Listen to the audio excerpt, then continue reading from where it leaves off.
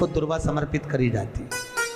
इसलिए हमारे हिंदू धर्म में दो तरह के गणेश जी का प्रमाण कहा जाता है, एक राइट सूंड के गणेश, एक लेफ्ट सूंड के गणेश। राइट सूंड का जो गणेश होता है वो घर में रखा जाता है, और लेफ्ट सूंड का जो गणेश होता है वो अपने ऑफिस में, व्यापार की जगह पर, दुकान में, धंधे में, पानी में, सर्विस में, नौकरी में लेफ्ट सूंड का गणेश रखा जाता है। जिसकी दुकान, व्यापार, व्यवसाय में अगर राइट सूंड का गणेश रखा जाता है तो लक्ष्मी आती है पर टिकती नहीं है। इसलिए घर में सीधी सूंड का गणेश, और दुकान, व्यापार, व्यवसाय में, ऑफिस में उल्टी सूंड का, दो गणेश। तो इसका मतलब ये थोड़ी ना कि तुम्हारे घर में गणेश जी बैठा तो तुम उठा के कोई बदल लिया, यहाँ कहाँ दिया, यहाँ कहाँ दिया। अब रखे रहने। हमेशा याद रखो, गणेश चतुर्थी के बाद अनंत चतुर्दशी पर जब गणेश जी का विसर्जन करते हैं तो गणेश जी की दो धर्म पत्नियां, वैसे तो गणेश जी की कुल मिला के 5 पत्नी, कितनी है गणेश जी की? 5 पत्नी। पहली श्री, दूसरी तुष्टि, तीसरी पुष्टि, चौथी रिद्धि और 5वीं सिद्धि। ये व्यक्ति के नाम के आगे जो लिखा रहता है ना, श्रीमान, ये श्री संबोधन कहाँ से आया? और एक पीछे लिखते हैं, जैसे नाम के आगे लिखते हैं श्री, और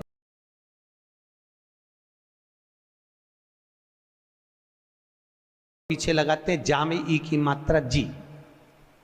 लिखते हैं कि इधर नहीं लिखते? लिखते हैं। श्रीमान अग्नि प्रसाद जी, श्रीमान बद्री प्रसाद जी, श्रीमान हरीश प्रसाद जी। तो श्री आगे क्यों आया और जी पीछे क्यों आया? कौन ने लगाया, किस लिए लगाया, कौन ने बताया कि आगे श्री लिखो? किसी के नाम के आगे जी लिख दे, पीछे श्री लिख दे, मर्जी अपनी, अपन कुछ भी लिख सकते हैं। पर किसने कहा कि आगे श्री लिखो? क्योंकि गणेश जी महाराज जब विवाह करने जा रहे थे और गणेश जी की जब बारात जा रही थी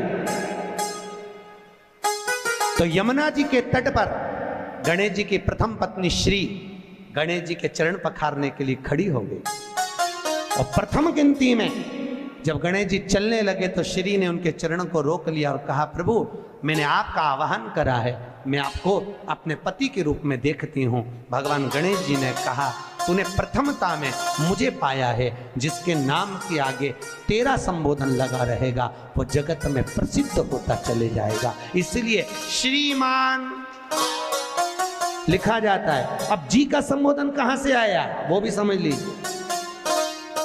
हर कहीं से थोड़ी ना लगा दिया जाता है कि जी कहां से आ गया। एक पत्नी भी लगाती है ए जी, और जब वो बोले ए जी तो तुरंत खसक लो जी, नहीं तो 500 गया जी। उसके जी में थोड़ा भारीपन है। 33 करोड़ देवी देवता में सबसे सुंदर जोड़ी थी शंकर और पार्वती की। सही है कि गलत है? कभी नहीं झगड़ते थे। इसलिए पृथ्वी पर ना तो लक्ष्मी जी के व्रत हैं, ना ब्रह्माणी के व्रत हैं, ना इंद्राणी के व्रत हैं।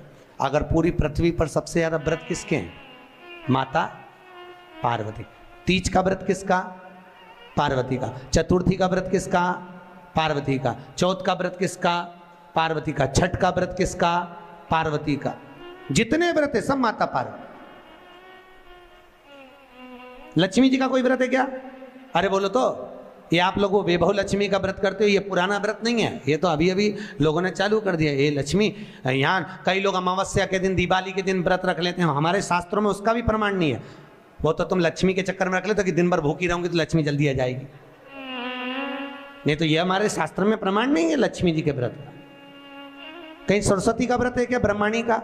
अरे बोलो तो सर, बसंत पंचमी के दिन रखती हो कि सरस्वती का व्रत? नहीं, केवल एक व्रत माता पार्वती का। क्यों नहीं है? लक्ष्मी का व्रत इसलिए नहीं है क्योंकि माता लक्ष्मी भगवान नारायण को श्राप दी थी। जब लक्ष्मी जी श्रृंगार कर रही थी और इतने में भगवान विष्णु आ गए, और भगवान विष्णु ने लक्ष्मी जी का मुख देखा, देखकर हंस दिए। इतने में लक्ष्मी को क्रोध आ गया, हे नारायण तुम मुझे देखकर हंसे हो घोड़े की तरह, इसलिए मैं तुम्हें श्राप देती हूं, तुम्हारा सिर कट जाए और तुम्हें घोड़े का मुख लग जाए। तो भगवान नारायण को घोड़े का